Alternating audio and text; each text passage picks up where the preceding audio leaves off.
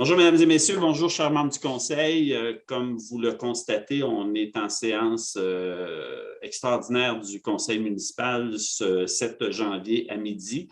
L'objectif de cette séance-là est de pouvoir réunir le Conseil pour prendre une décision pour la réparation d'un équipement majeur aux travaux publics, qui est la niveleuse, une des niveleuses que nous avons, qui a eu un pépin technique au niveau d'une transmission. Donc, on doit le faire à ce moment-ci pour pouvoir procéder à la réparation. Donc, l'ouverture de la séance, membre du conseil, maître, je pense que tout le monde est là. On voit que tout le monde est là, on a le quorum. Vous êtes en mute, maître. Ah, vous êtes en mute. OK. Excusez-moi, vous êtes en muet et non pas en mute. Donc, oui, effectivement, nous avons le quorum et nous avons donc tous les membres. Tout le monde a été avisé dans le bon temps aussi au niveau de la séance du conseil. Donc, l'ordre du jour, c'est de l'adoption aujourd'hui. L'octroi de contrat pour la réparation de la niveleuse Volvo 2006, le numéro 940G, et une période de questions là, qui a été faite via le courriel pour cette séance spéciale-là. Donc, ça me prend quelqu'un pour proposer et appuyer l'ordre du jour, s'il vous plaît. Est-ce que je peux poser une question précédemment? On va faire l'ordre du jour. C'est-tu en lien avec l'ordre du jour ou c'est en lien avec l'item? Avec l'item. OK. Si vous permettez, on va le faire à partir du point 3. Merci. Donc, quelqu'un juste pour proposer l'ordre du jour et appuyer. Je propose. Madame Ossio. J'appuie, Monsieur le maire.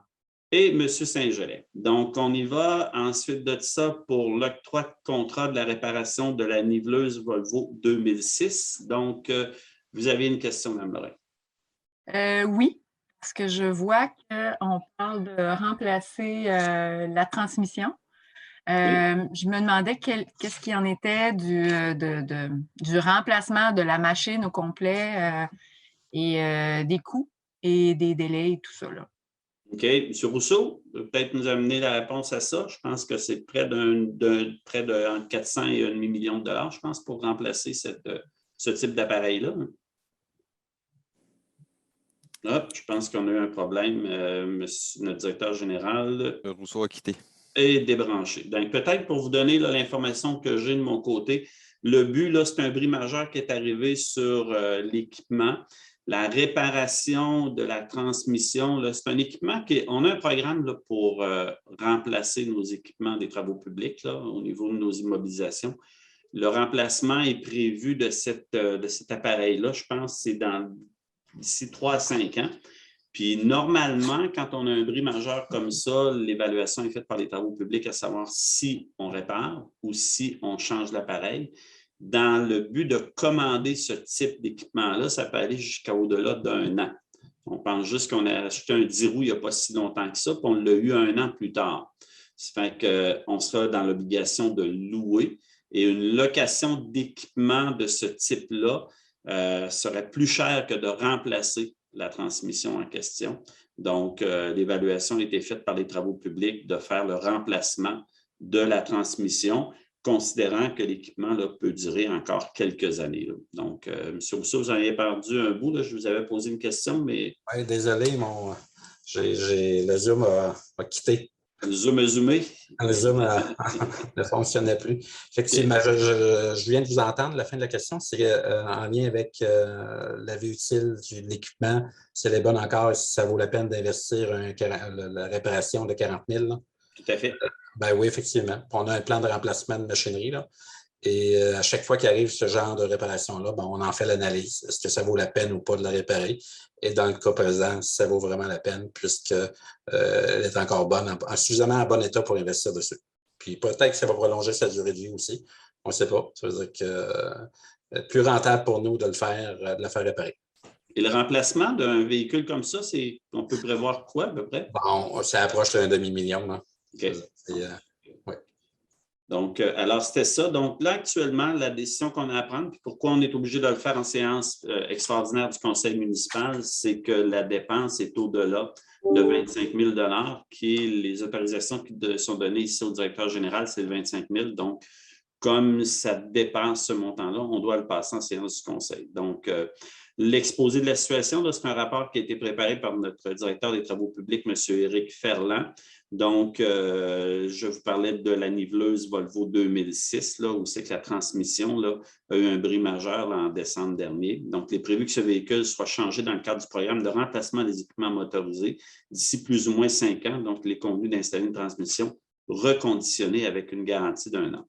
Nous avons demandé un prix de changement de la transmission pour la niveleuse, 2 entreprises spécialisées dans le domaine, Grader Pro Inc., au montant de 46 465 et l'entreprise qui est le plus bas soumissionnaire conforme pour un montant total de 46 465 et 0,2 sous. Donc, l'implication financière dans ce type de réparation-là, toute taxe incluse, le montant que je viens de vous dire, 46 465 et l'attribution du contrat pour le remplacement de la transmission qui est disponible à un poste budgétaire là, réservé à cette fin. De plus, une réserve de 9 293 incluse correspond à 20 du montant total de la soumission et constituée pour permettre au directeur général d'autoriser le cas échéant des demandes de travaux supplémentaires si requis. Donc, la recommandation de notre directeur des travaux publics est d'accorder à l'entreprise Grader Pro Inc. au montant de 46 465 0,2 sous, toute taxe incluse, et incluant, ajouter à ça une réserve de 9 293 $. Donc, ça va nous prendre quelqu'un pour proposer et appuyer afin que la réparation puisse se faire et que l'on termine l'hiver avec des rues bien déneigées. Je propose. Monsieur Guérard. Je vais appuyer. C'est qui? Monsieur Saint-Gelais, c'est ça. Alors, Nicolas Saint-Gelais pour appuyer. Est-ce qu'il y avait des questions des membres du Conseil, autres questions sur ce sujet-là? Non. Est-ce qu'on a des questions du public? Non, Monsieur le maire, donc comme on a indiqué sur le site Internet de la Ville, les questions pouvaient être acheminées par courriel et on n'en a reçu aucune de la part du public. OK, donc parfait. Bien, écoutez, je vous remercie tout le monde pour cette rencontre-là. J'en profite dans un premier temps, là, puis on le réitérera lors de la séance régulière de fin janvier pour vous souhaiter à chacun et chacune une bonne et heureuse année 2022, ainsi qu'à la population lorettaine, une bonne et heureuse année 2022. On espère que du bon. On se souhaite, comme je dis souvent, des petits bonheurs dans le contexte actuel. Donc, on se revoit là, à la séance du mois de janvier. Merci beaucoup. Monsieur Pajot, il reste ce point 5 que vous n'avez pas traité. Oui, la levée de la séance. Merci, M. Guérard. Voilà. Alors, j'imagine, M. Guérard, vous proposez la levée de la séance? Ah, je la propose. Parfait. Et quelqu'un, Mme Grenier, merci beaucoup. On est un peu rouillés, c'est la première. Merci beaucoup. Au revoir. Au revoir.